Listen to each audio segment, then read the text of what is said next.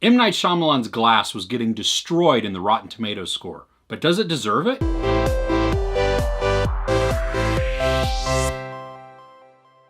In case you didn't realize it, Glass is the third act in M. Night Shyamalan's superhero epic. We started with Unbreakable with Bruce Willis and Samuel L. Jackson, and then a bunch of years later, we have James McAvoy in Split. And at the very end of Split, we get this little teaser that it is connected to Unbreakable. We all go nuts.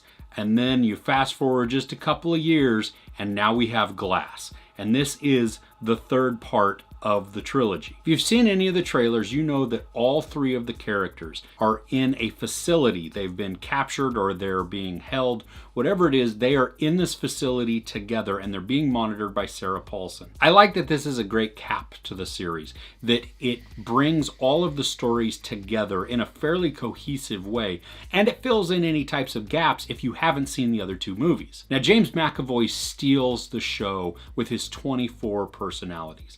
Now, I don't know if the DID that he displays is accurate or if it's true to life, but it was certainly entertaining. I mean, he would just, in this movie, he was switching back and forth just crazy quick into different characters, and it was awesome to watch him do that because it's not just with the voice, but it is all the mannerisms that go with it. And so it was just, he did an outstanding job. Samuel L. Jackson as Mr. Glass is powerful. He is very understated in this, but he has this huge amount of confidence that we saw in Unbreakable. I mean, he's a genius. He is just so intelligent. In Glass, Bruce Willis is a bit more talkative and animated than he was in Unbreakable. And if you've seen Unbreakable, you know that he is just this reluctant hero type. And he's very quiet. And for a lot of the movie, he doesn't talk much. I mean, he just kind of mopes and goes through things. In this, he definitely is more animated, more talkative. And I think what that is that's more confidence, because you figure that was in, I believe, Unbreakable was 2000, so we're now in 2019. 19 years later of him having realized that he is this hero and him being used to it and being able to just develop it and live with it. And so it seems natural that he would be more comfortable, that he would have gotten a grasp on what his powers are and what he does, and then watching him use them. I like that we also get the original players from the other two movies, like Joseph Dunn, who is the son of David Dunn, Bruce Willis. We get the same kid from Unbreakable, and now it's 19 years later. And it's just awesome to see that because they get to use then footage from Unbreakable to splice in to Glass. And it just fills in some little gaps here, and then as they do different things, you just get to see it, and it's really cool to watch. And then we also have Anya Taylor-Joy from Split. She's reprising her role of Casey Cook. In Glass, I love the use of colors that Shyamalan did. Now, he uses purple for the villains, he uses green for the heroes, and then he uses this yellowish orange for the beast. And so you get to see that just these colors represented in different scenes and different characters' clothing.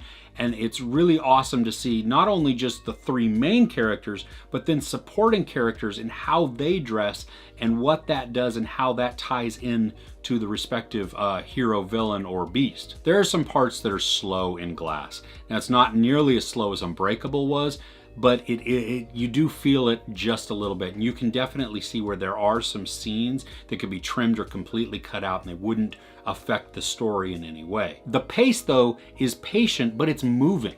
And so it doesn't feel stagnant while we're watching it. And we still get a good amount of twists and turns throughout the movie like we expect. Almost all of the special effects are excellent in this. I mean, the way that when James McAvoy becomes the Beast and all of his veins and vessels, they pop out and they become, I mean, you just see the blood pulsing through them. That's outstanding. And when he's doing different feats of strength or climbing on things, or even as Bruce Willis is punching down a door or something, it's really believable and they really look good. There was just one that stood out to me that just looked bad. And that was at the beginning of the film. A table is thrown and it really looked like CGI. It didn't look natural, it didn't look real or even like as a practical effect, but the rest of the movie did. Some of the cinematography was a bit wonky and it got a little bit tiresome. I mean, there was several scenes that were almost like a body cam where the camera was mounted on like sort of a truss, and so it was facing the character, and so as they moved, the camera moved, and so they remained in position and just the background changed. You've seen it with some GoPro stuff and you know, different footage like that. But in this, while it was fine in little bits, it kept going, and for me that got tiresome, that got a little bit just annoying, and I found myself saying, you know what, switch to a different shot. I don't want to see this type of shot anymore. That being said though, the camera work is much better than it was in Unbreakable. Unbreakable was just had some really weird shots, and just the way that he chose to move the camera was kind of off. But in Glass it was great, and some of it they had some, what seemed like at least, some long continuous takes, and so that was really fun to see. Now there were definite points where it could have been edited so it didn't necessarily have to be continuous, but it felt continuous, and that's what I liked. Overall, I really enjoyed it, and if you liked the first two movies, it's fun and fitting, and it's a nice cap as a trilogy. If you haven't seen the other two movies, it still stands on its own, and I think you can enjoy it, and I think you probably will enjoy it. It's just a much stronger entry when you've seen Unbreakable and Split. There's no sex or nudity, there is some profanity, and there's a fair amount of violence. I give M. Night Shyamalan's Glass 4 out of 5 couches. What would your superpower be if you could choose one? Let me know in the comments below.